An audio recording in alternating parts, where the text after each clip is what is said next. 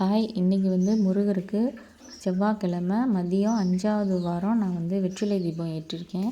வெற்றிலை தீபம் பார்த்திங்க, வெற்றிலை தீபத்தில் ஒரு முகம் வச்சும் ஏற்றலாம், 6 முகம் வச்சும் 6 தீபங்கள் போட்டும் நம்ம ஏற்றலாம். இப்போ இந்த வேல் எங்கள் வீட்டில் வந்திருக்கிற அந்த வேலுக்கு ஒரு சிறப்பு என்னென்னு பார்த்திங்கன்னா, இது நான் வாங்கலை. வேல் எப்படி வாங்கி வச்சு பூஜை பண்ணணும் அப்படிங்கிறதுலாம் நம்மளுக்கு தெரியலை. எல்லோரும் வேல் வாங்கி வைக்கிறாங்களே, நம்மளும் வாங்கி வைப்போம் அப்படின்லாம் நான் பூஜை பண்ணலை.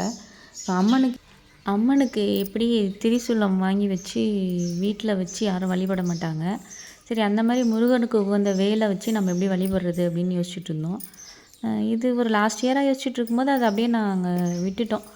ஓகே, அவராக வரும்போது நம்ம கண்டிப்பாக வழிபடுவோம் அப்படின்னு நினச்சிட்டு இருக்கும்போது என் பையன் பேர் வைக்கிற நாள் வந்துச்சு. பேர் வைக்கிற அன்னைக்கு பார்த்திங்கன்னா, எல்லோரும் செயின், மோதிரம், அரணா, அப்படி கொலுசு அந்த மாதிரிலாம் வச்சிட்ருக்கும்போது எங்கள் நாத்தனார் சர்ப்ரைஸாக இதை எனக்கு கொடுத்தாங்க.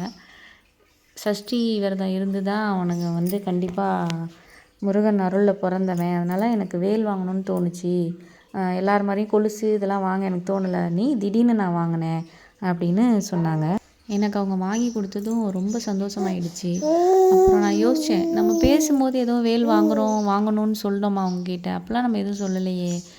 இது நம்ம யோசித்து வச்சுருந்தது தான், யார்கிட்டையும் நம்ம எதுவும் ஷேர் பண்ணலையே. வாங்கணும் அப்படின்ற மாதிரிலாம் இல்லை.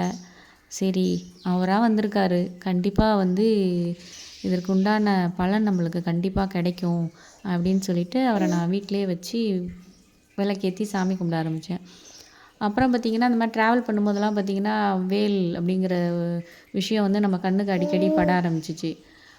அப்புறமா தான் அந்த வேண்டுதல் நம்ம வைப்போம், வச்சு நம்ம வழிபட்டு பார்ப்போம் அப்படின்னு சொல்லிட்டு தான் நான் வழிபட்டேன். ஆனால் ஒரு 5வது வாரத்திலே எனக்கு அதுக்குண்டான பலன் கிடைக்க ஆரம்பிச்சிருச்சு. அந்த வேண்டுதல் 9 வாரம் முடியட்டும், அது நான் என்ன வேண்டுதல்னு கூட நான் உங்கள்கிட்ட ஷேர் பண்ணேன். வெற்றிவேலோட ஆசீர்வாதம் எல்லாருக்கும் கிடைக்கட்டும். எல்லாரும் இந்த பூஜையை வழிபட்டு பாருங்கள், கண்டிப்பாக பலன் அடைவீங்க. தேங்க்யூ.